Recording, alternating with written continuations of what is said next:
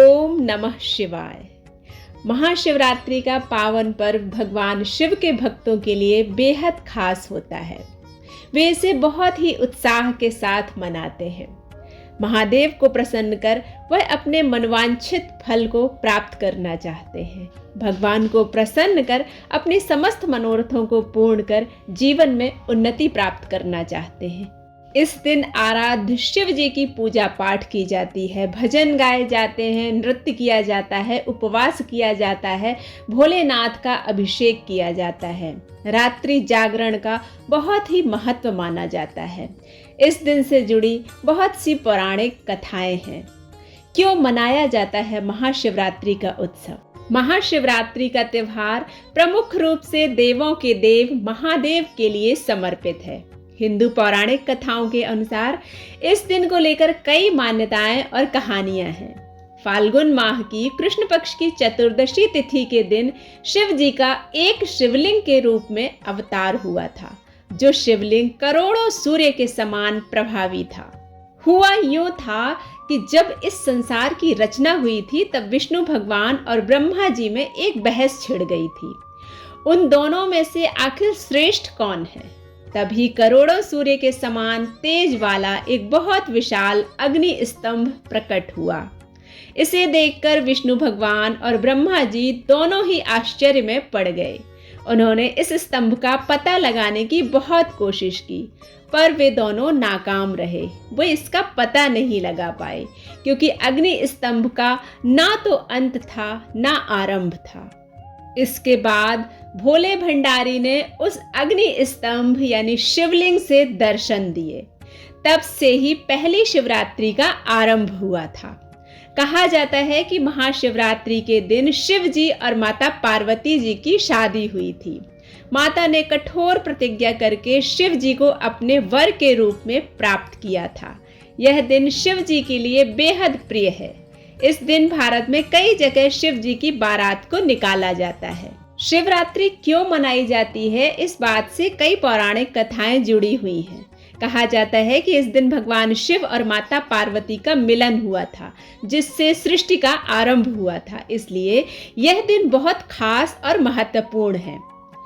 वर्ष में 12 शिवरात्रि आती हैं, किंतु 12 शिवरात्रि में पूजा करने से जो फल प्राप्त होता है, वह फल यदि महाशिवरात्रि के दिन पूरी विधि विधान से पूजा पाठ किया जाए तो एक ही दिन में वह पूरा फल प्राप्त हो जाता है। पौराणिक मान्यता की माने तो जिनके अनुसार शिवरात्रि के दिन अलग अलग 64 जगहों पर शिवलिंग प्रकट हुए थे। इनमें से केवल 12 ज्योतिर्लिंग की ही जानकारी हमें मिलती है। भगवान भोले भंडारी को आसानी से प्रसन्न किया जाता है उनकी सरल रूप से पूजा करके। इसीलिए ही उन्हें भोले भंडारी नाम दिया गया है। जो भक्त पूरे श्रद्धा और विश्वास के साथ भोले मन से भोले बाबा को याद करता है, वो हर संकट से उसे दूर रखते हैं। भगवान शिव जी को याद करने के लिए, उनकी आराधना करने के लिए महाशिवरात्रि का दिन सर्वोत्तम माना जाता है।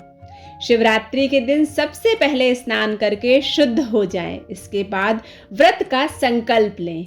पूजा पाठ शुरू करने से पहले अपने माथे पर त्रिपुंड लगाना ना भूलें। पूजा करने के लिए सबसे पहले कलश में पानी भरकर शिव जी भगवान का जल से अभिषेक करें। इसके बाद पंचामृत से अभिषेक करें और पुनः शुद्ध जल से अभिषेक करें। पूजन सामग्री में अक्षत, चंदन, इत्र, बेलपत्र अवश्य चढ़ाएं। सामग्री चढ़ाते वक्त ओम नमः शिवाय मंत्र का जाप करते रहें।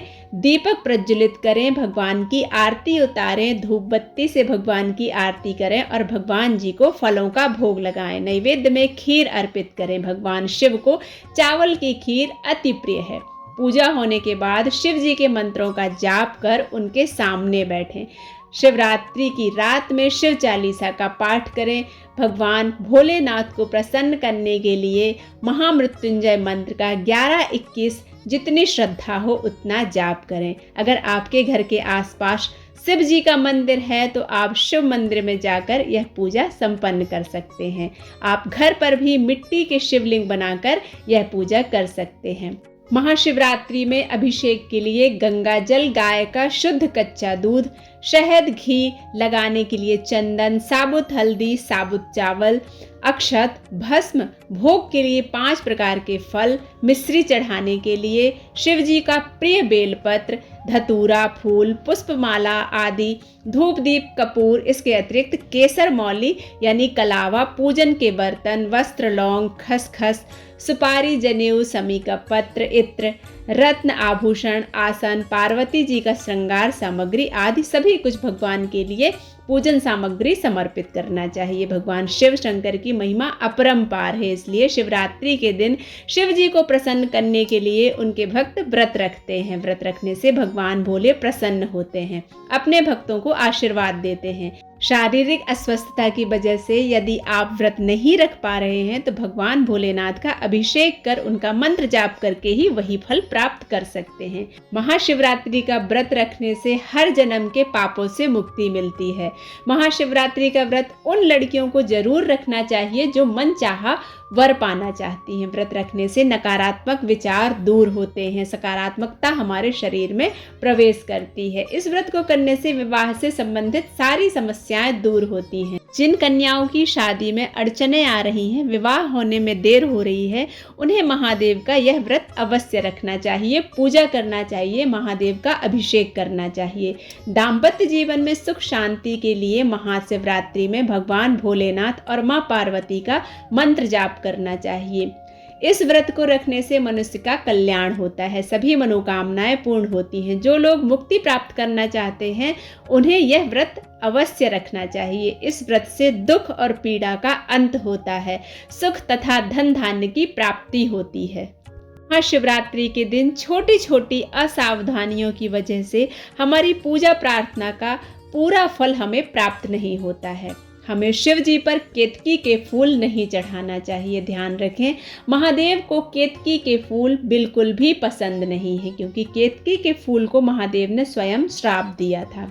टूटे हुए अक्षत नहीं चढ़ाने चाहिए। काले कपड़े पहनकर भोलेनाथ का पूजन नहीं करना चाहिए। शिव जी को शंख से जल नहीं चढ़ाना चाहिए। दरअसल शिव जी ने शंखचूर्ण नाम के राक्षस को मारा था। यह असुर विष्णु जी का परम भक्त था। शंख को शंखचूर्ण का प्रतीक माना जाता है, इसलिए शिव जी की पूजा में शंख बजाना भी नहीं चाहिए। तुलसी पत्ते का इस्तेमाल शिव जी की पूजा में नहीं करना चाहिए, क्योंकि तुलसी का जन्म असुर जलंधर की पत्नी वृंदा के अंश से हुआ था। तुलसी को भगवान विष्णु ने पत्नी माना था, इसलिए तुलसी पत्र भगवान शिव जी पर अर्पित नहीं की जाती है।